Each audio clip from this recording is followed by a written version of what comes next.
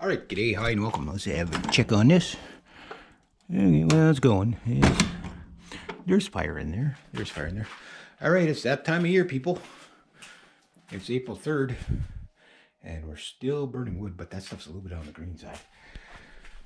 All right, here we go. My seed vaults. Got a whole bunch of new seeds for this year. Even got myself a really dandy list. Probably that'll be a video in itself. It's basically kind of when to start your seeds. So they got asparagus, beets, beans, you know, this type of bean, that type of bean. And it's like approximate germination is category 1. Approximate seed required 50-foot row. Approximate yield per 50-foot row. How much it'll produce. Direct seeding. Transplanting, space between rows or plants,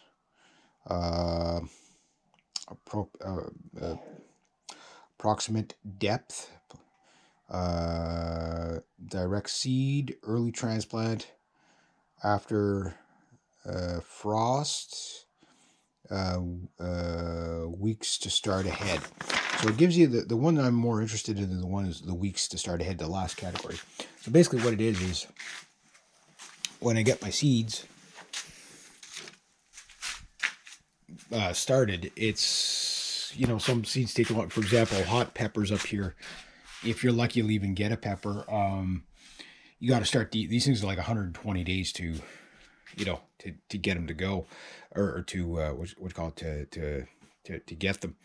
So you got to transplant. You know, you got to start them inside early, about a month or so early, and then, you know, 4 to 6 weeks or whatever it is early, depending on what climate you live in. Now, some of you that can grow all year round, none of this will apply to you. But what I got going on, I got some seeds that were given to me from 2018.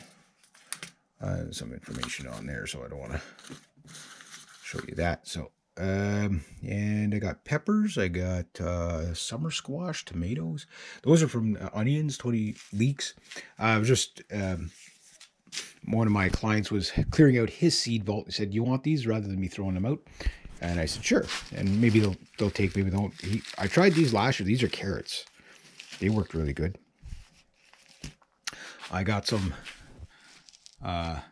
heirloom seeds from last year's stuff. I think I got some pumpkins and some squashes in there. Definitely got pumpkins in here. I'll try them, see if they'll take. These are all 2021.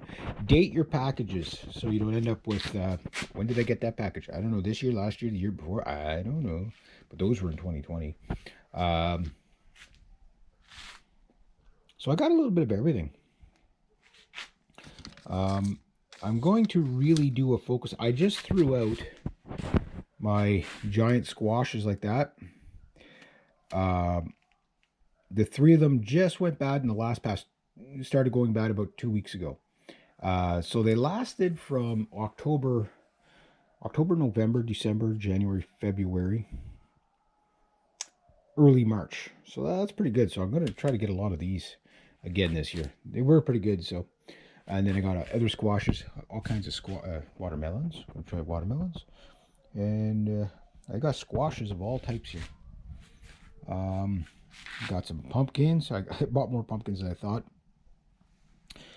Got some tomatoes, yellow beans. I'm going. I got this one. Packages upside down. This is like mixed peppers. This one should be good.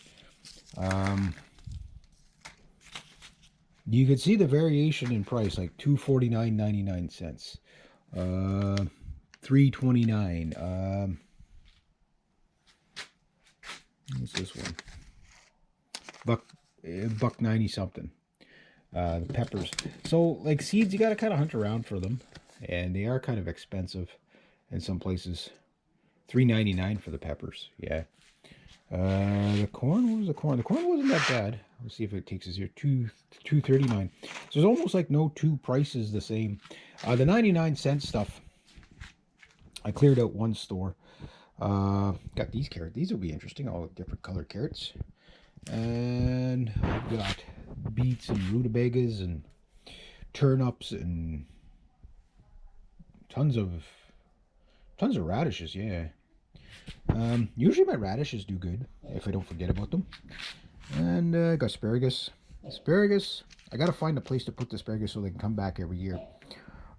If you can plant stuff that comes back every year, that's a good idea. Chives usually do well here.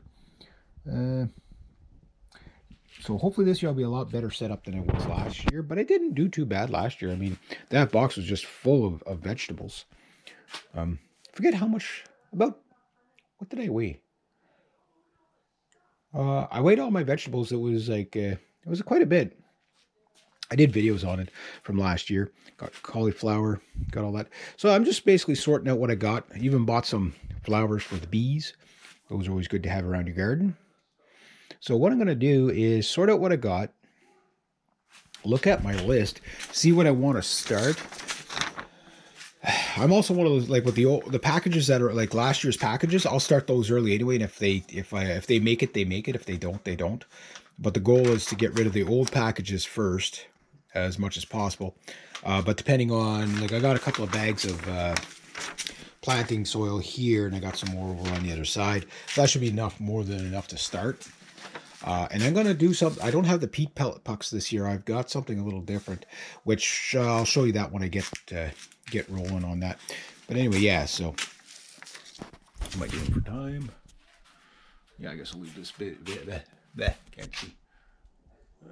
Yeah, that's not too long of a video, so that's not too bad. But yeah, so they're just sorting out my seeds, dating them. Got to figure out what I'm going to plant first. Then get that all organized out, and hopefully I get some stuff planted today. If not today, tomorrow. Yeah, it was a good weekend for it. So there's no rush because again, we're April 1st. So May, you got all of April for stuff to grow, and then May, by that time, you know, stuff is going to get big, and then June you plant it all around here anyway. Usually we wait till about the mid-June to plant in my area because of the frost, whatever. If you got provisions to do it earlier, which I might use my greenhouse panels as to protect from the frost. If I can get that done this year, then I can put stuff out maybe in May, which would be awesome to have a garden from May till October. That'd be really good. Anyway, there you go. I just thought I'd show you guys that. There we go. It begins again.